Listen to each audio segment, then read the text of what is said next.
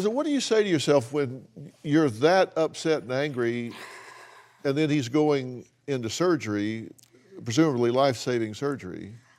Yeah, I was wondering about that.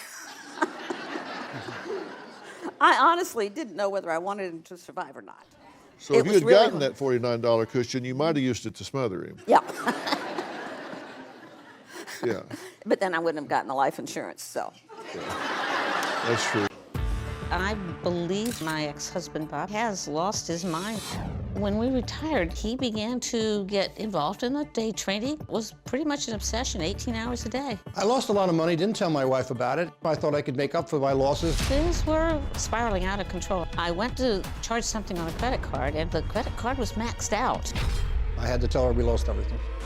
We were broke. Our $1 million nest egg was gone. Bob became obsessed with making back that money. He would go online and find these women, and they would say they had a lot of money, but they couldn't get at it. And if he would just give them a little bit of money, then he would benefit with the larger amount of money once they got the money free. Women ask for money for food, or they need medicine, or their mother needs medicine. Basically, Bob was being scammed. I don't believe he had any idea of what was going on, and nobody could tell him different. I probably lost in total about $50,000 to $75,000. I mean, when I say lost, it means I never met the women yet, and the money's gone. After 40 years of marriage, I filed for divorce. Since the divorce, I'm probably online 6 hours a day, 7 days a week. What I'm looking for is a woman that I can have a long-term relationship with, in fact, a marriage relationship with. Robert needs help. In his mind, he's going to find a beautiful young woman, wealthy, who's going to share her fortune with him. They're going to ride off into the sunset, and maybe he'll send me something. He's just crazy. Now Robert says he has not one, but a pool of several women who he texts several hours a day. He says he hopes one relationship will lead to marriage. At this point, there's approximately a half dozen women that I have a strong interest in. This is Sophie Preston. I met her online about 2 years ago, and I've been talking to her ever since. Sophie lives in the Modesto area in California.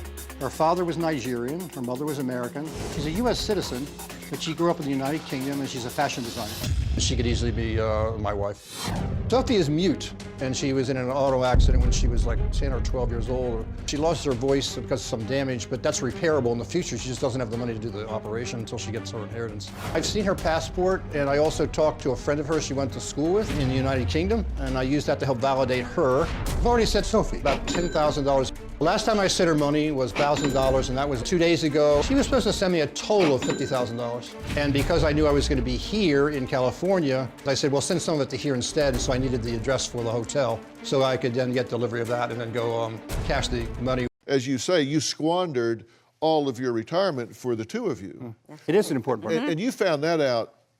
The night before he underwent a triple bypass. Wow. And you did it by presenting a credit card that you knew should have a zero balance. I went to buy a cushion for him to lie on when he got out of the hospital.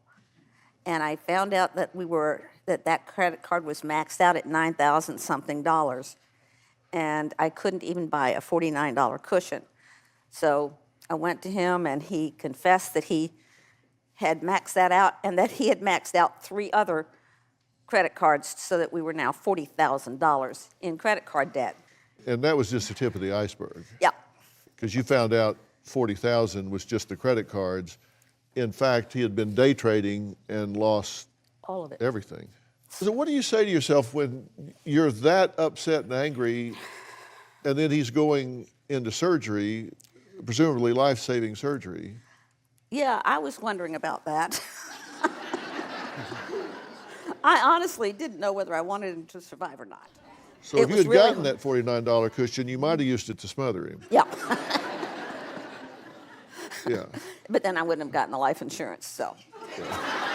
That's true. Yeah. And you understood she was upset, right? Well, yes, that would be normal. But the main part of the story I want to correct is I never used all of our savings on any other women. That never happens. You have been sending money to women. I have been, but I never used any of our savings. You see, any of that happened after Where'd you get the money? From my own income. Well, let's be clear here. You were not sending any of our savings to women that you were romantically interested in, but you started with this scam business while we were still married and while I was still with you, because you had the woman who wanted to go to nursing school, and you had the person that who posed as one of your former students. And we both tried to help those people. I began to realize it was a real scam setup. That's correct. And then once I left, you immediately began with the women. And the week after the divorce was final, he's asking me to help him figure out how to have a nest for his new fiance. He asked you to help. Yeah. Well, this needs a lot of correction. I don't know how much time you have here. I don't think I have whether... enough for you to correct all of that. But you said you had a way of filtering these out and kind of sorting out the scammers for the non-scammers. Well, one way is when you ask for their image, you can search online to see if that image is showing up anywhere else using Google. Right. And if it shows up anywhere else under a different name, that's pretty much the end of the story right there as far as they're concerned. All right. We wanted to find out really who this mute beauty was. So we did some checking because you look at documents, as anyone should. You're quite right to do that. And you said you did look at her passport. Yes. And we did the same thing. Now, what we have here, this is a passport that is real. We know this one for sure, and I'm not saying this one isn't. I'm just saying we know this one sure because he works with us here, and I've known him for 20 years. So I know this person's for real, and so I know this is a legitimate passport. And so I put it up here so we can compare between the two. Now, one of the things that bothered me here is that there are two different names on this passport. Now, we had to block this out up here because we don't want to actually show the name, but this name starts with a J up here where they signed the passport, but the name on the passport down here that has been typed in is Sophie Preston. But the person that signed this passport is not Sophie Preston. It's up here, and it's a name that starts with a J. Then I looked at the picture, and we've blurred the picture out because I'll get to that in a minute. But you notice the picture is on top of the United States seal. In the actual passport, the seal is on top of the picture. And the reason that's a significant finding is because it tells you that this picture has been pasted on top of an existing passport because it's covering up the seal, whereas the seal encroaches on the picture in a real passport.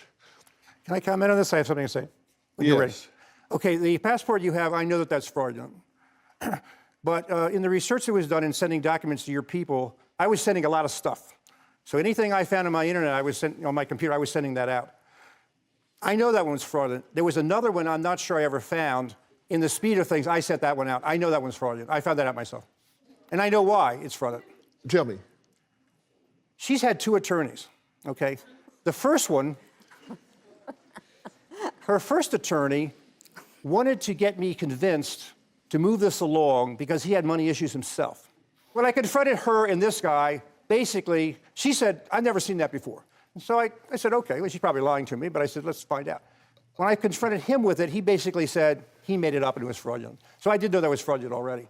Another one was sent to me, though, that I don't think is fraudulent. And so unfortunately, I didn't get that one to you. Oh, you just forgot to give us that one. No, I didn't find it. Look, come on. Look, we're talking about in a few days putting hundreds of things together on my computer. Look, I can't help you if you just keep shooting yourself in the foot. Don't tell me about a document you have that you didn't send me. I didn't find it. I found that one. I forgot I had 2. Yeah, well, remember it next time, okay? This is fraudulent. You see, this is clearly fraudulent. The lines down here are red. It's clearly fraudulent. Real ones are black. I recognize the name's in a different font. I recognize it in 5 minutes. Okay, let's move on to something that you did send us on purpose, okay? Well, I sent that to you on purpose, too, but I didn't look at it closely when I did it.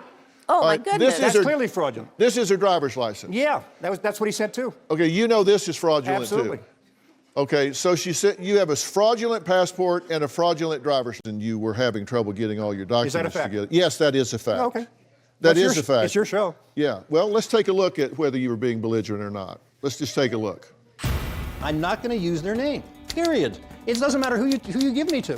You could give me the head of the corporation. I'm still not going to do it. So we have an impasse here. I'm going to put the onus back on you. You have my story, and my wife's story, you have Jill's story. Wait a minute, you're talking over me. Stop talking over me. If you want the answer, you're gonna have to let me talk, okay? We don't have a show then, because I'm not gonna say their actual first name. My bottom line is I'm not gonna mention their name. Oh, I just got a text from Robert. He says, I decided you can use all the first names now. What? I know. What? Are you serious? I basically took a look at each person and their situation. Decided that I could do it.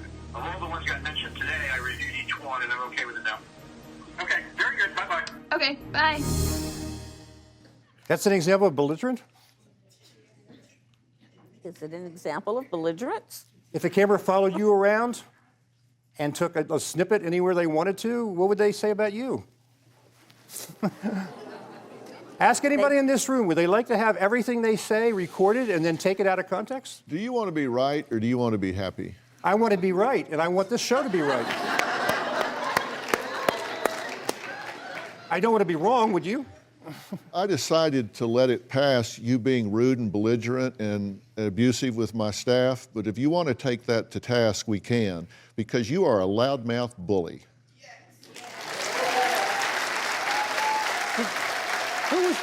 Did you have the other side of that conversation?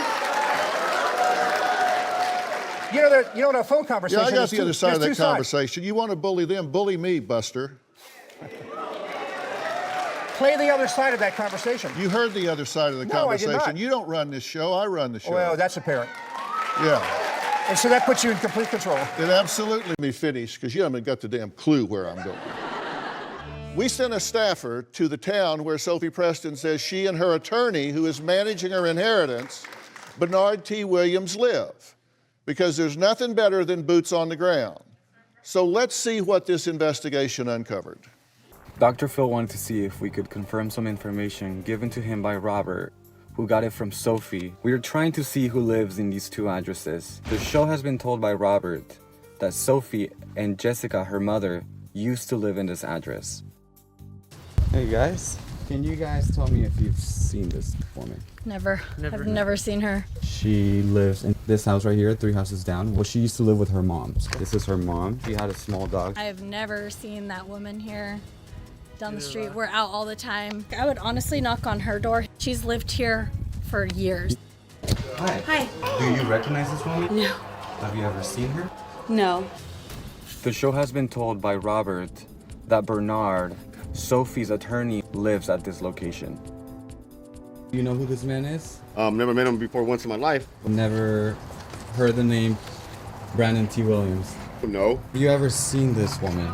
Does she look familiar? Have you seen her? No, I have never met her before. Dr. Phil, it is safe to say that the people that live in the addresses that Robert gave you do not know who Sophie, Jessica, or the attorney are. Okay, we went up and down the street, and a lot of the people said, no, I would remember this girl. Probably. Yeah. I would remember her. We have people that lived Yeah. the street for like 30 years. I don't doubt your research. And said, neither one of them ever existed in that city, on that street. Talked to people that have lived there their entire lives. Neither one of them have ever been there. I'm glad you were thorough. So that's a lie. Yes, They never lived there. it seems so. So the summary findings that we have regarding Sophie Preston are that we also check to see if there is a Sophie Preston in California or the United States with the date of birth that she is given. The answer is no. So we wanted to know, there's United Crude Oil in Nigeria or the UK. And we located one United Crude Oil in Wilton, Connecticut. It's been out of business since the early 2000s, has no connection with anybody associated with Sophie Preston then or later. There is no Sophie Preston that sells to Miss K Boutique in Nigeria. There are 3 Miss K locations in Nigeria. We talked to all of them, and no one by this name has ever done any business with any of those locations. Well, the damning part is going to her address. That's the part. The name of this company actually isn't accurate, but I assume they would know because it's close enough. It was actually Mrs. K, and not Boutique that I know. Anyway, the other part is United Crude Oil. Yeah, that's pretty damning. The other part of it is the date of birth business. I was told that if you were born in the UK, that might not show up in the usual databases, but there's enough there.